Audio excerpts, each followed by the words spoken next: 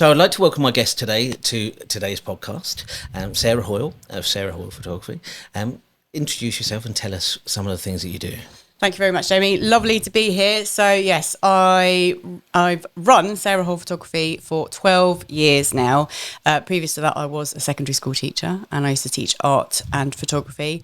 And more recently, I've started a new business called Nurture You, which is to empower women in business to feel confident and strong and love themselves, not only in front of the camera, because it's for brand photography, but also I'm coaching them as well to feel really good about themselves. So that's Nurture You. So I started all of my photography stuff when I was way back, still being a teacher, and I just got married and fell pregnant and was full-time teaching. I was teaching art and photography at the time, so obviously always had an interest in the creative side of myself. And yeah, fell pregnant, and then once I'd had my first child, I suddenly realised there was a lot more to life than trying to get to the classroom on time and teach all these other children. I actually thought, what could I do that might help me still be creative, bring money in, but give me the flexibility to be a new mum. So my dad had a business for the last few years before he retired. So I always kind of thought that it was possible. He was a role model for me in that sense. So yeah, in the back of my mind, I always thought maybe I could work for myself. Maybe I could do something. So I did go back to teaching part-time because wasn't really an option to drop it completely, but I started my wedding and family photography business 12 years ago now. Do you remember that first client? Yeah, yes, absolutely. So my first family client was a teaching colleague. She was ever so supportive, and I'm still in touch with her today. In fact, she's just had her photo shoot with me for her art business. She does pet portraiture, and she's booked me for her business photography and has come to my Nurture You workshops as well. So we're still helping each other out in that sense. But on my first ever wedding, gosh, yes, that was the hardest I've ever worked. At that point, I wasn't putting limitations on how long I was going to stay at the wedding. I just stayed and stayed and stayed. I think I did about 12 or 13 hours for that wedding and took a picture every 3 seconds when I looked back. Because most clients just look at wedding photography and think, the value that they're getting is from the time that you spend there.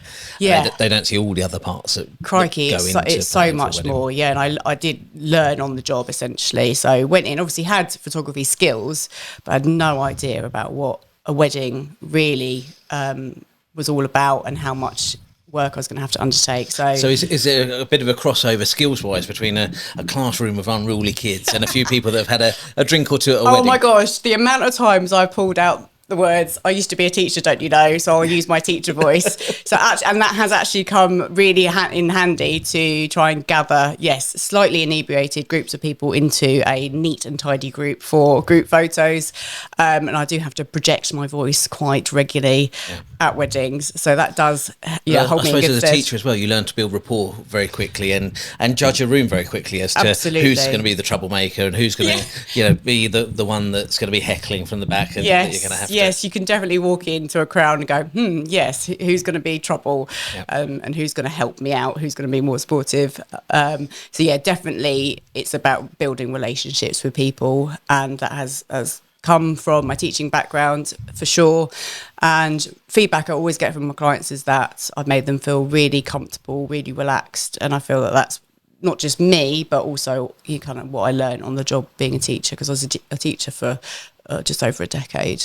As well, so obviously had to liaise with kids, teenagers and staff, and obviously their parents as well. So about making people feel comfortable immediately as they walk in the classroom. Same skills being a wedding photographer. So you were teaching art and photography and things like that, which you tend to are the creative lessons, but you said that was quite a paperwork heavy and politics heavy role. At the beginning of my career, it was still quite creative. You were kind of left alone to do your own thing, and then I think as things changed and governments changed and more policies came in, then the governors put more pressure onto the head teachers then filtered that down to us staff. I was a head of department in my final teaching role, and there was a lot of pressure to be constantly on the grades, marking the books every week. You would have people coming into your classroom, dropping in unannounced to do observations, whereas historically that would only happen sort of once a term, if that. So it became really pressured, and some of the joy just went out of the job. And I did feel like when I shut my classroom door, it was like the kids and us against senior management, and it shouldn't have been like that. It should have been all of us together working collaboratively for the good of the kids and their future, but it certainly didn't feel like that, unfortunately, towards the end. So I wasn't particularly happy in the teaching industry. It was definitely something I wanted to come out of. And again, as I said, when I had my first child, I thought, I'm not happy. I'm happy to go back part-time because financially that was what we needed, but I was looking for ways out. Definitely, I was quite desperate, I would say, towards the end, that I just wanted to leave teaching. So you said with what you're moving into now, you're helping support women and helping women feel empowered and feel their best in their role. Yeah. And do you see some of the things that in people's working life and their business, you can almost get being run down in your own soul effectively because of the way that you're managed and the way that people are dealing with you at work. I definitely felt towards the end of the teaching career that my confidence being I was always graded an outstanding teacher, and then towards the end I think it was like a level 3, which is just satisfactory, and that was the first time that's ever happened in over a decade of my teaching career, and that completely destroyed me. I was a very proud person, but I mean, in 10 years of teaching, that's thousands of lives you've had an impact on in a positive way to educate people. Yeah, my results were always amazing. And that mentality of a one-word summary of your career, or a figure to... Yeah. It was just like a 40-minute snapshot of time as well. And also, it was nothing to do with the lesson. It was about the fact that the books weren't up-to-date, being marked up-to-date. So overall, the grade was given as a level 3, which was difficult to put your creativity, your purpose, your love of what you're doing into a class where you're constrained by, my background was electrical engineering, and if I show you the sets of regulations, it's like legal textbooks that you're working to all of the time. So there's very little opportunity for creativity. Yeah. And if you put that into teaching... Yeah, it just stifles you. And therefore... You're not enjoying it, and that comes across every day with the kids, and so they know that you're not enjoying yourself, and you don't give that extra above and beyond support that you should be, because you're running on empty, and you're a bit soul destroyed, to be honest. So I wasn't doing the kids any favours. So I always joke that I don't have enough patience to be a teacher now, and thank God I got out the industry for the sake of the children. But I actually look back now and think, I'm such a different person now. I probably would do a really good job now. I've got like the wealth, different life experiences to bring back into that. Exactly, I've got wisdom of my own children, and I've been on a bit of a personal development journey myself, so I know that I didn't have the tools back then to cope with that criticism, or the stress that came with the job as well. So I did a lot of my professional qualifications through kind of on-the-job learning over the years, and it's amazing. In one of the other episodes, we talked about the impact that teachers have on your life, and the terminology and the phrases they can use, and the impact that can have for positive and for negative.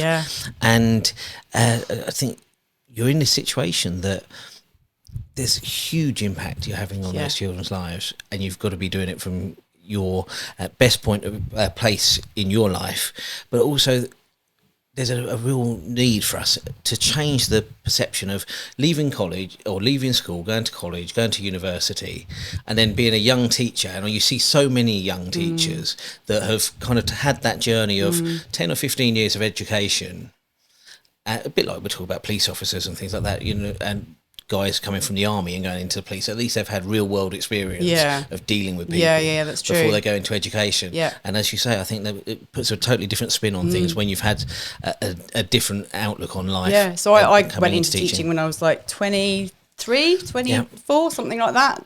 And I'd been travelling a bit, and I thought I was so worldly wise, as you do when you're that young.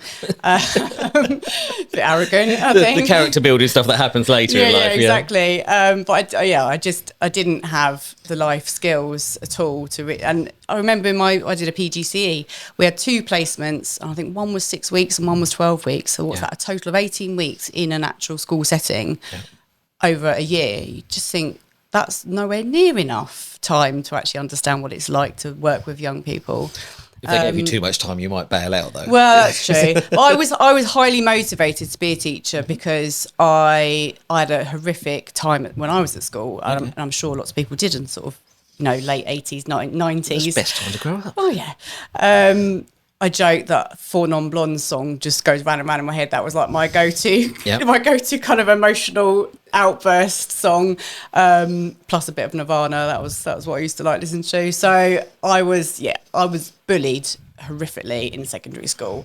I didn't know who I was. I didn't know what my identity was. I tried fitting in with this group over here, and then I was bullied by them, and then I tried coming away and going to another group, and I didn't really enjoy being with those guys, so I ended up going back to the group that was bullying me because I was so now I know I was very weak in that I didn't know where I belonged.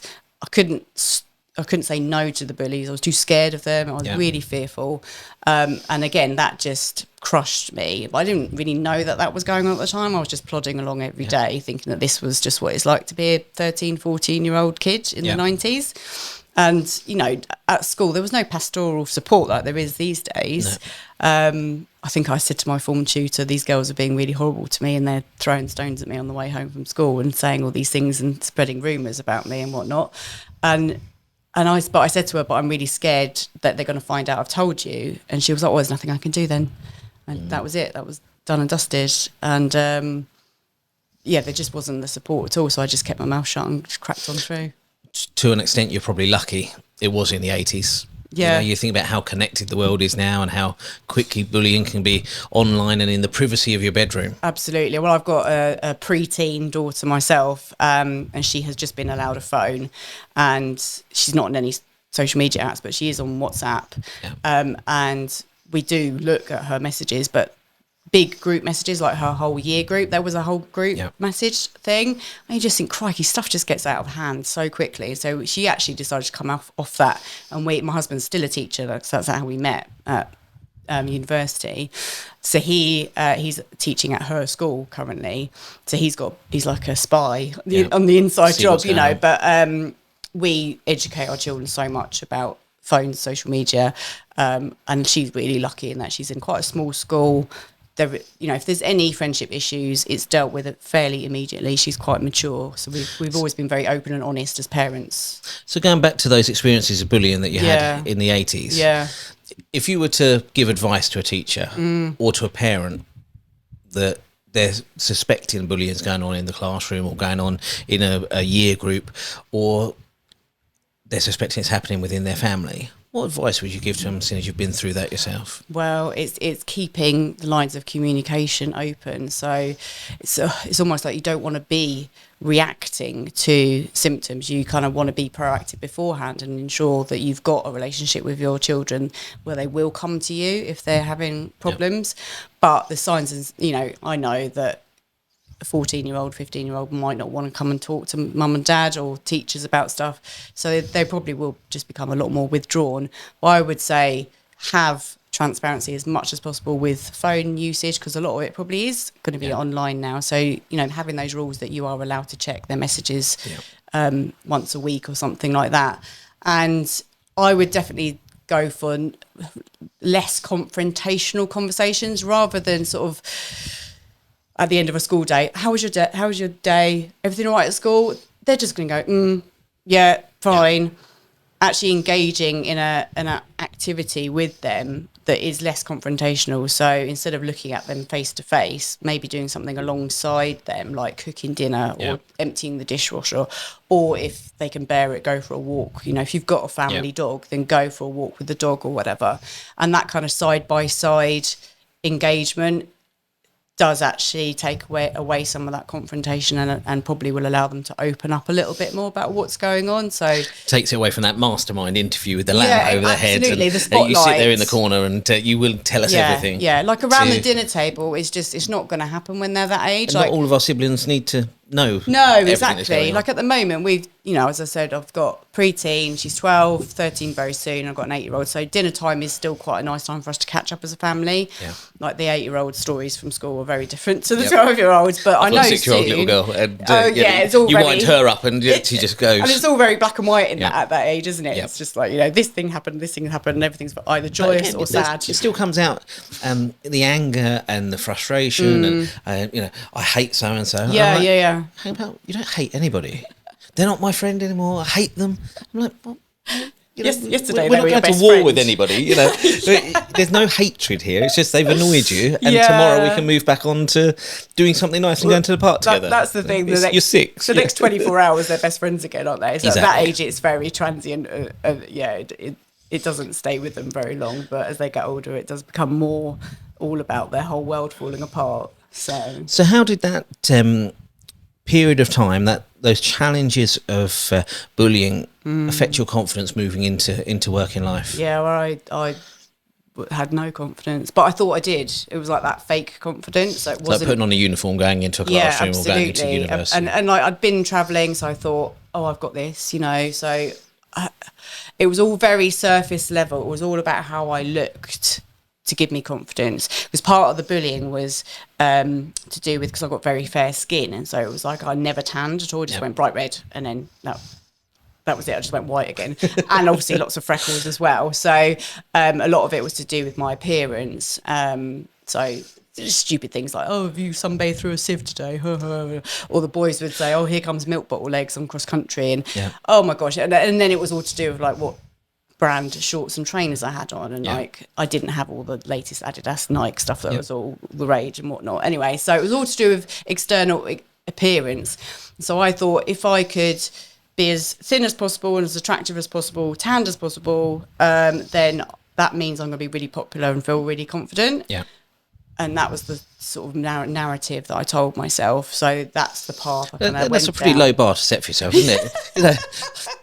Got to be the most glamorous person in town and the most unattended. I mean, that's the it's just real what narrative. I told myself. It's not just you telling yourself that. It's what we're telling young people, isn't it? I know. Especially this Instagram lifestyle now. Crikey, I know it does worry me, all the selfies and all of that.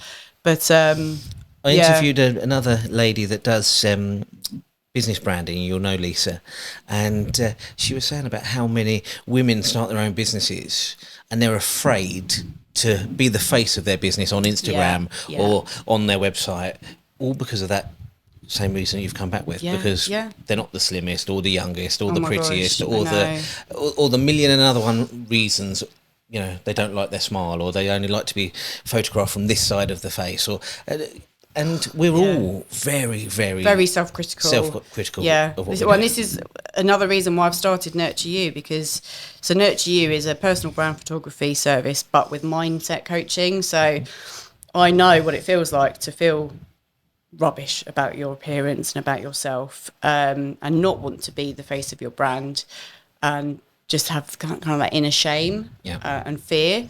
So I, as I said before, come through all of that and come out the other side, and I'm truly 100% happy with who I am inside and out now, which is such a lovely, peaceful So you've got a massive amount of empathy for the people that step in front of your camera. Absolutely. So all I want to do, my huge mission now, is to just help women feel as good as I now feel, because I know what it feels like to be that low and that crushed.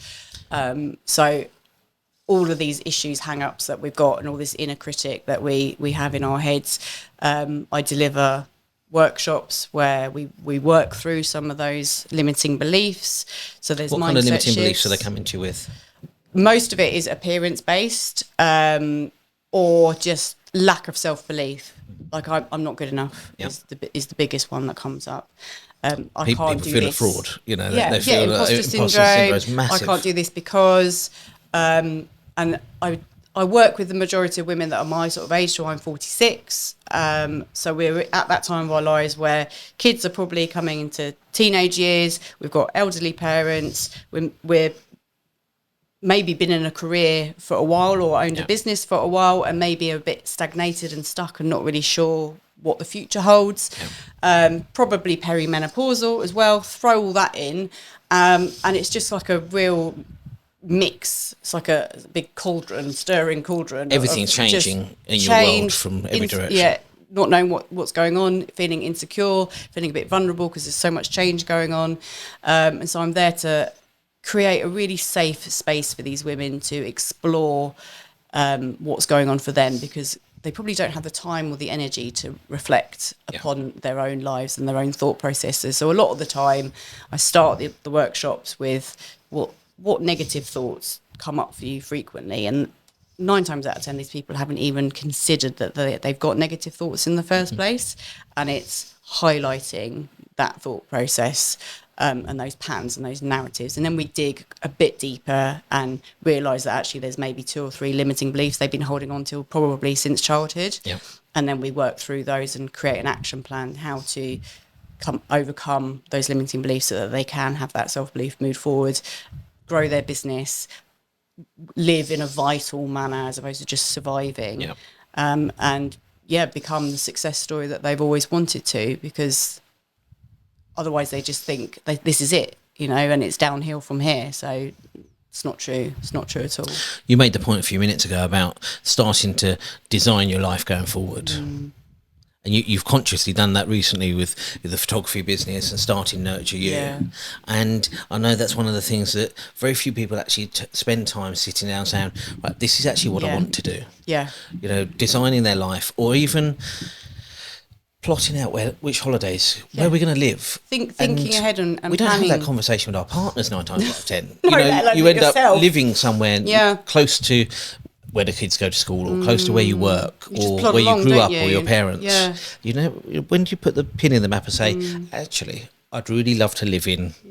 Or just stopping, pausing and thinking about what goals you want for that year. I mean, people do resolutions in January, but do they ever last? And where do they come from? A lot of them are quite surface level. So I think a lot of women, maybe men as well, I don't know, have guilt about stopping and giving themselves that time to breathe, think, consider what their future is going to be. It's a very difficult thing to say no to people, isn't it? And especially yourself, if you run your own business as well, it's very difficult to turn around and say, to clients and to friends and to family members, no, I can't do that. And I think that's one of the things, especially if you've got children, that you'll try and juggle all of these different things. And I'm a great one for going and helping charities and. Somebody comes to me and says, we need some help with this. Can you give us a hand? And then you end up snowed under with 101 things. But is it actually taking you any closer to where you really want to be? Well, I've got to say, with women, it's like, how many tabs have you got open, like your Internet Explorer? Like, if you've got all the tabs open. I thought you were going to say Netscape then. I was really showing our age. Dial up AOL. So if you've got all the tabs open, you can't serve yourself.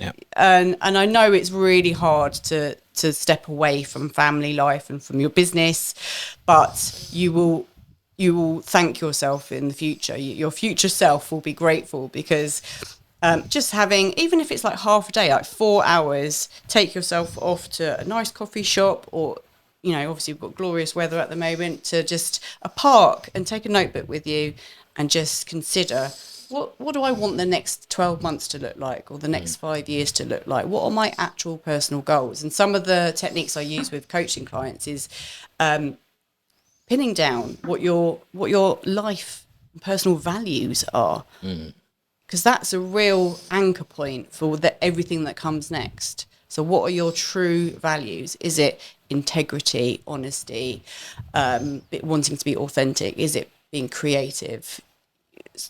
What values do you hold dear in your personal life? And then they will probably overflow into your business life as well. And then from that standpoint, you can start plotting specific goals. And it's not just, I want to have this much, or I want to have more money or more clients. That's not a specific goal. It's I call it reverse engineering. That's a phrase that's used quite a lot. Yeah. So let's reverse engineer where you want to be. So in 5 years' time, you want to have written a book, you want to have booked out clients, whatever industry you're in, etc., etc. Let's say there's 5 goals, right? How can we reverse engineer that happening from today? So that means working backwards to plot out, the pathway for your life. We'll say you are the architect of your own life. So what building blocks are we going to put in place to enable things to happen? So you've got a house at the end of the day, not just a pile of bricks. Yeah. It's one of those things. Connecting those dots is quite often what people struggle to do without some external input or a sounding board, isn't it? It's easy to turn around and say, on a business that does £1 million a year. Oh, great, that's an amazing headline. Yeah. But is it a 1-year project, or is that a 5-year project, or is it a 10-year project, depending on what the industry is? And what are the checkpoints? Yeah, exactly. And actually, you might get to one of these checkpoints in life, and it's and it not might really change where I up. want to be. Yeah, like for me, I had the wedding photography business for 12 years. I thought that was always what I was going to be. I started growing a team. I've got 2 associates that work for me now. Great. So the plan was for me to kind of step back a little bit and do the editing, but not go out as often, and wonderful. And then actually in the last 12 months, things have just changed for me, and I've started Nurture You. So very good to have goals and things to work towards, but also to know to be flexible with that and not too rigid, and actually think about what do you want to have, from what makes you happy, what comes from your actual heart. People can feel demotivated. They can feel when I've got clients that have literally started working with you a few months into it, like, do you know what, in the next 10 years this business isn't going to be around still in a lot of ways because of artificial intelligence, all sorts of other things.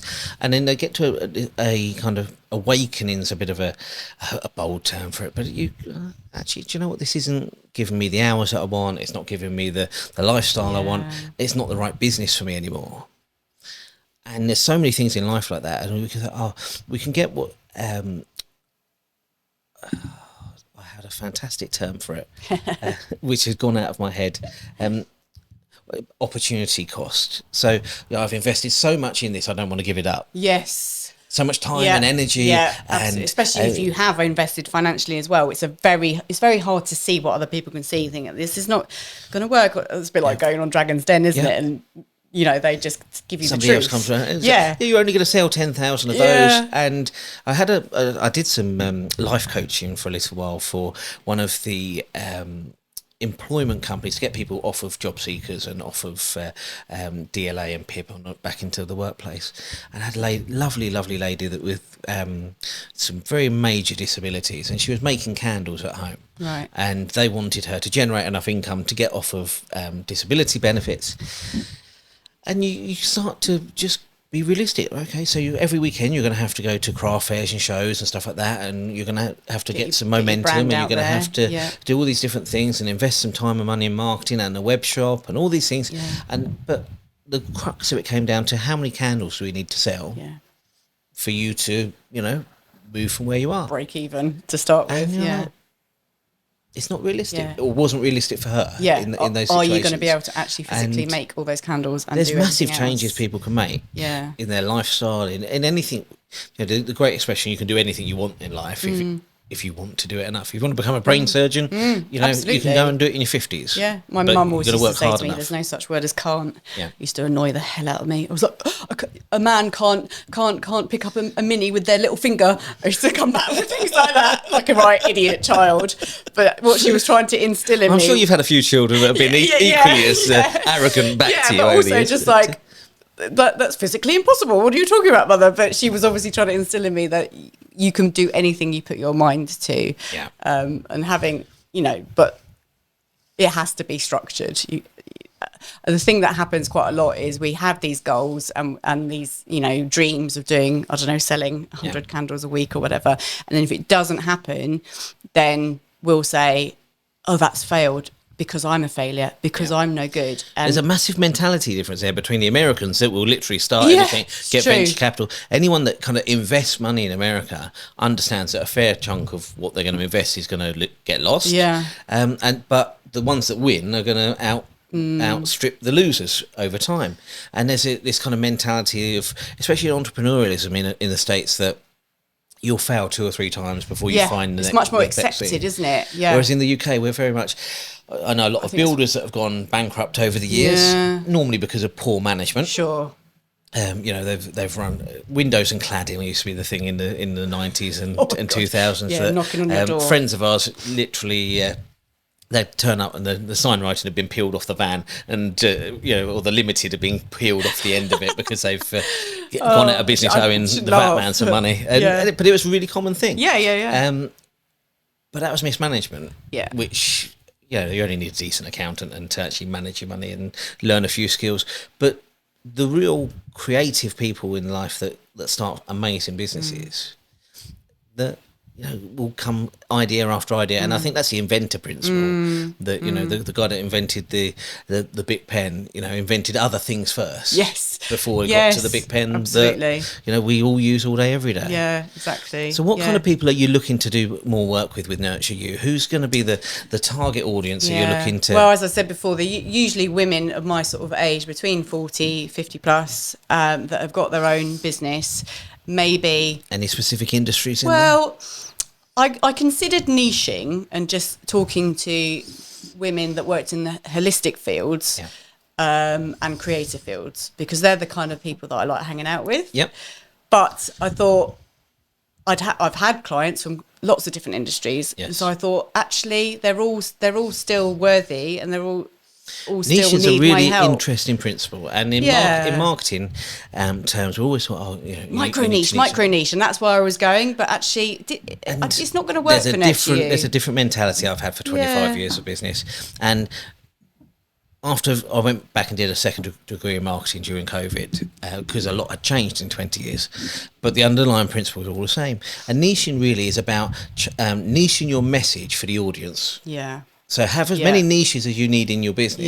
Yeah. But it's just about, no one said you can only have one website. Yeah. So if you need a website for creatives and holistic people, then you have the website that talks just to them with that message. Yes. And then you can have Nurture You with a different website for people that are corporate executives. Exactly. And want to find their voice back in the boardroom and things like that. This and is it. You just niche the message down rather than the whole of your business. So I go to a lot of networking events because I love hanging out with other people, especially business owners, and it's a great way to build relationships. And then sometimes they turn into clients, which is fantastic. It's interesting. You're just in my mind as you're going through there. We're going from that teenage girl. Yeah. Oh my God, I wouldn't have ever. That was desperate for community. Yeah. And struggle so much with it, to now in your working life, you're there actively hunting a community again to be part of, but going out there with a lot more confidence and energy. Don't even think twice about walking into a room full of strangers and going up to someone and saying hi and introducing myself, or doing a 1-minute pitch in front of everybody. Like, it just doesn't even faze me anymore, which is, again, just incredible to think of where I've come from as well. That journey. Yeah, absolutely. I've forgotten what I was going to say about. You were telling me about some fantastic networking events that you go to. Why was I telling you that? Something about we were talking about niching, weren't we? Yeah. That was it. I'm not gonna niche to just those type of people. And there was a lovely lady at one of the networking things I went to. I can't remember her industry now, but I think it was like yoga and mindfulness and meditation. And you wouldn't ever think, that's something that a corporate industry would be interested in. But actually, she's just broken into the corporate world by going in and offering kind of lunchtime sessions and doing meditation with, businessmen and things. And it really opened my eyes. And I thought, I'm not gonna do Nurture You a disservice by just sticking with women of my age and blah, blah, blah, blah. Yes, that's probably who I'm going to start with. But eventually, I feel like there is a huge audience out there in the corporate world that need help with mindset and photography as well. So actually, I'm not going to close down too much. And as you said, it might be a different website, it might be a different tab on the website or whatever, that I go into businesses and help those people out as well. So I'm not saying no to anything at the moment, I think. See where the journey takes See you. where it takes me, exactly. And I've learned that before, like just be more flexible and not be so rigid with who I want to work with. Have some great conversations and see where life takes you. Yeah, absolutely. Yeah. I mean, I know what I want to deliver, and people want that. Yeah. Which they seem to. The feedback so far has been incredible, and I've delivered a couple of workshops now, and had a few coaching calls and clients, and yeah, the feedback has been, for me, just astounding how much change can happen in a short space of time. Yeah. And I had one amazing lady that is a meditation instructor, teacher, and she came to my first workshop, and we'd met through another, I think it was like a day where she actually delivered some meditation. This was ages ago, over a year ago. And so we kind of kept in contact, as you do, over Instagram and stuff. And yeah, she came to my first workshop, and then, was it 3, 4, 5 months afterwards, she then put on a retreat day where she was delivering a whole load of meditation. It was just sounded like such a beautiful day. We could journal, we'd have some nice food, there'd be someone delivering a yoga session. I was like, right, that's right up my street. It's on a Saturday. Yep. I've not got a wedding. I'm going to treat myself. So I went along, and when she saw me at the door, she was like, "This is down to you, Sarah." I was like, "What? Say what now?" And she was like, "All of this day is simply because you told me to get out of my own way and get out of my head and go for it. So you've helped me put on this day and have the confidence to put on this day, everything that you taught me on that workshop." And she said, "Now it's come full circle because you're here as one of my attendees." Enjoying it. Yeah. So I was like, crikey, I didn't know. I knew that she enjoyed the workshop, but I didn't realise how much impact that my words had had on her. It's really interesting. It's an expression I use with people. Thinking is very underrated. And people actually spending quality time thinking about your business, thinking about life. Get home, what do we do? Television goes on. Oh, there's another Netflix series that we can binge watch, or things like that. Those days of the kind of 80s and 90s, I know we romanticise a little bit, but you'd sit down with a book, and your creative part of your brain was active. So much less distraction going on. Or the radio. You sit and listen to the radio. You can do something else at the same time. One piece of entertainment rather than dual screening and whilst you're trying to cook dinner. Yeah. But now we're just like hyper attentive of everything going on around us. And sometimes we just need that time to focus and think again, one have of the quality things time. Or the strategies that I give clients is allowing stuff to come up. So I don't think we have enough alone time. We don't sit with ourselves anywhere near as much as we should be. We all know about physical health and fitness and going down the gym or moving, walking, whatever. But do we actually ever spend any time on our mental fitness? And just think it goes hand in hand, really. You should be spending equal time. And so I say to the ladies that I work with, go for a walk in nature without your phone. Leave it in the car or at home or whatever. Don't put your headphones in. Just go and see what comes up. I know. I walk the dog with the earpods in, listening to an audiobook. And, it's a version of self-care, self-awareness. Have a bath, but without any music on or anything. Just sit in your own head for a while. Because, again, there was that resistance when I said, write down what thoughts come up for you, what negative narrative have you been telling yourself? Oh, I don't know. Oh, I'm not sure. Or there'll be like a couple that were very prevalent, but then other stuff has been repressed and it's in our subconscious. And so sitting quietly with ourselves allows things to just come up. And yes, it might not always be the most pleasant stuff. Yeah. It might be really uncomfortable, but growth only happens on the other side of uncomfortable. Yeah. And I know that firsthand. So dealing with some of that stuff, and then if it's very emotive and very triggering, talk to a friend, talk to your partner, or go and write it all down. It doesn't have to be like full on journaling with candles and crystals and whatnot. Just go and grab a notepad and just go, this came up for me while I was on the walk or in the bath or whatever, and get it out of your head, because once it's out of your head, it can be then processed. It minimises it. When it's in your head, it grows. We catastrophise. Yeah, it doesn't go anywhere. It rattles around in our head and ping pongs off each other and then picks up other ideas, and it just, as you say, catastrophizes. Or we project into the future and think of worst case scenario, or we're thinking about the past. We're not right here, right now. So getting it out onto paper or talking it through with someone just completely minimizes it and allows us to process it. And so it goes minimizes, and poof, it's gone. So yeah, that's one of the, and it sounds such a simple, basic technique, and it's very obvious when you think about it. But how many of us actually do that consciously?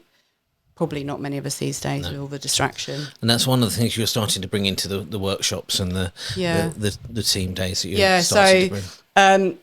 I created a 3-step framework. So I thought, right, there's all this stuff that I've learned from life and from my coaching qualification about how to help people. How am I going to, it's quite complicated psychological stuff. How am I going to squash that one into a 2-hour workshop, but also make it very accessible that everyone feels that they can do something with the information, not feel overwhelmed and feel like it's yet another thing that they've got on their to-do list.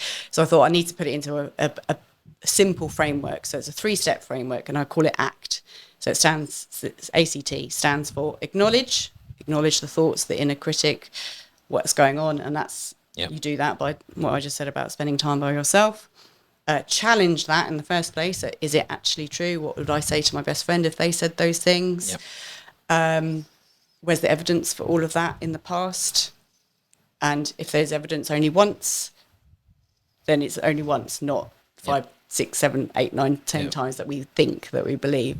And then the T stands for your transformation. So how are you going to create this transformative growth? Are you going to regularly put in the diary you're going to go for a walk without your phone?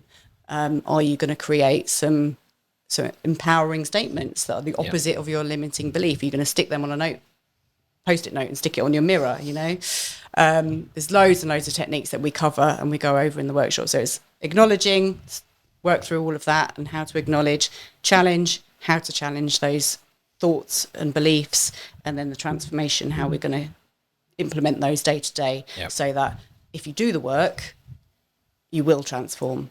Because I know, because I've done it. Yeah. And then you support people to make those changes and go forward from there. And how do you bring the photography back into that process of change for people? So I offer, it's kind of like 2 different services, I guess. So I offer photography packages, but with mindset support. So if you feel you need some photography for your business because you've been hiding behind your screen and all you've done is take a selfie about 5 years ago and whack it up on your Instagram or your website, and you think, I should probably invest in myself, or you've got over yourself and you thought, I'm brave enough now to have a photo shoot, but I'm still really worried about what I'm going to look like or how I'm going to behave. I'm really nervous. Then I'm the photographer for you, because I will speak to you. I will handhold throughout the whole process. And so we do a lot of chatting beforehand, and then there's a booklet that I send out to you, which has got a whole load of stuff about mindset, so you can do it in your own time, and then we go over that together. So I'm well aware of your insecurities or your hang-ups or your baggage before you even step in front of the camera. So I don't just turn up, shove the camera in your face, expect you to... You build that relationship and that confidence beforehand, so that your self-esteem is top-notch before we do the shoot. And then obviously the photos are authentic. You come across as this strong, confident person that is genuinely going to attract the right kind of clients back. And so it's all positive. So that's my photography packages, and I've got 3 for different budgets and different requirements, but they all have the mindset support. And if you don't want the mindset support, I can offer you other photographers, because that's what works best for you. Gives you the best results. I hugely believe in having that work. Do your inner work beforehand. And then separate to that is, but obviously still under the umbrella of Nurture You, is the one-to-one coaching work that I do. So again, those 3 packages, depending on budget and any issues that you have and how much time you think you're going to need to spend with me. And then on the side of that, I'm doing these workshops as well. So I've said I've done 2 workshops, and I've got a 3rd, bigger and better one coming up in September. So I'm just going to plug that very quickly. So that is to do with content confidence. So it's all about feeling confident enough to show up on your social media. And it's mindset work with a bit of strategy. I've got a lovely guest speaker coming in as well called Jo Ferroni. She is an amazing lady that runs a networking membership called How Does She Do It? She's going to come in and talk about imposter syndrome. Then we're going to have lunch, and in the afternoon you're going to do implementation work to do with your content. So things like planning out your Instagram, how you're going to show up, making reels there in the actual venue. So you're going to hold them to it. Yeah, to exactly. get some productivity. Exactly. A bit of accountability there. And then also, whilst other people are doing that, I'll be taking individual delegates off for their own brand photo shoot, little mini brand photo shoot. And you'll send them home with homework? Probably. Out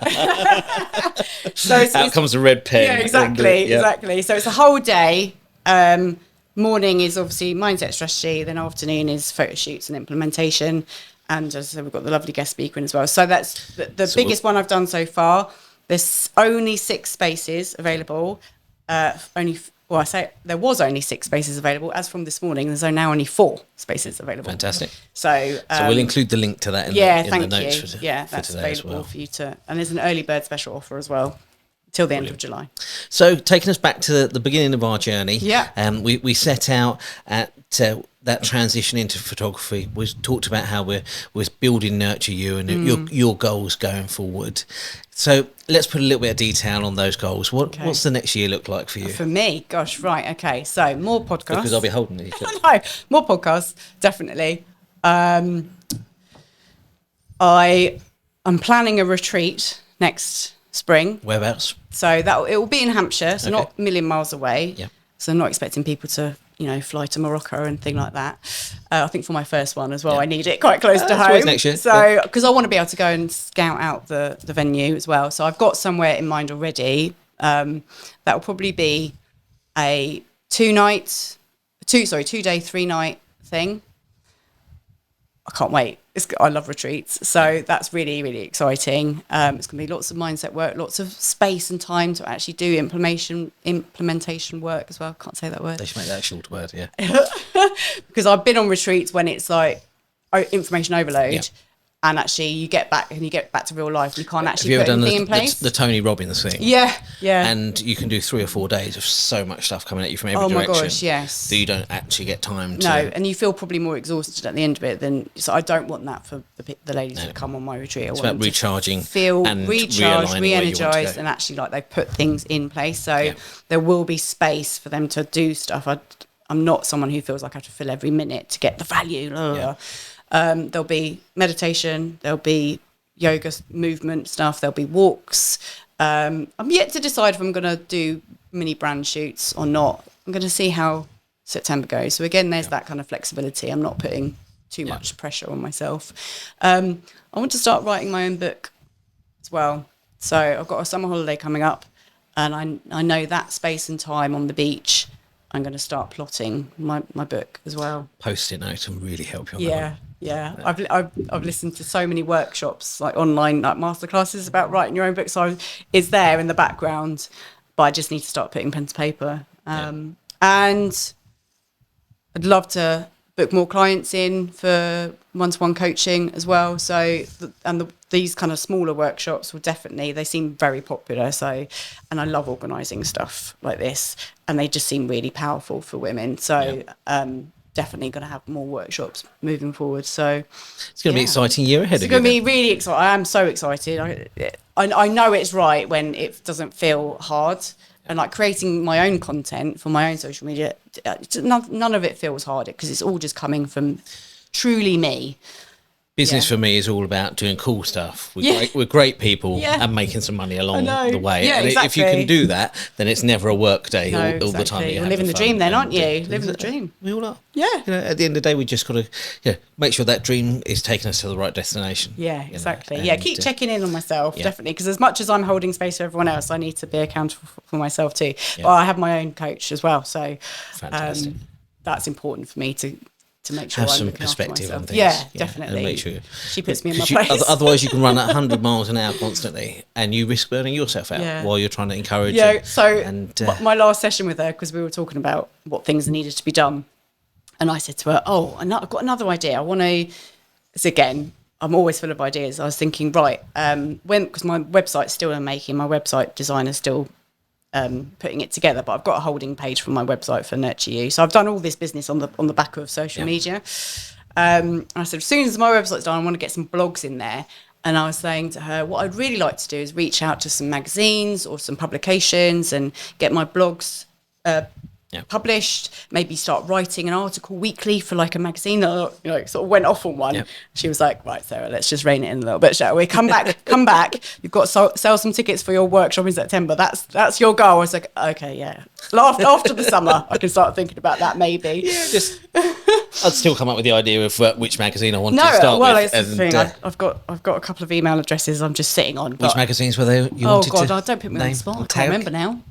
No, not big ones. Not like, because I read psychology now, so maybe that's like, I'll aim for that. There's a couple smaller things. I can't remember the names of them now. But again, that's going back to what we were saying earlier about niching. Whether that's a Hampshire Chamber of Commerce magazine, whether it's a female industry magazine. Yeah. You know, that. I was talking to a hypnotist a few weeks ago, and she does a huge amount in the dental field. Yes. So yes. her writing for the dental magazine, yes, or for British Dental Weekly or whatever their trade magazine, could be a perfect platform for her to push them. Yeah, and I'm well aware that you definitely you start small with these things, don't you? And then it builds, and it's all about everything's just about knocking on enough doors until someone tells you to go away. Yeah. Or if they do tell you to go away, just keep trying. Exactly. Just smile and wave constantly. Fantastic. I've really enjoyed our conversation together, it's been Sarah. amazing. Thank you so much. And I look forward to seeing how you're doing in a year's time when we catch up and see what you've achieved. Thanks so much. Thank you.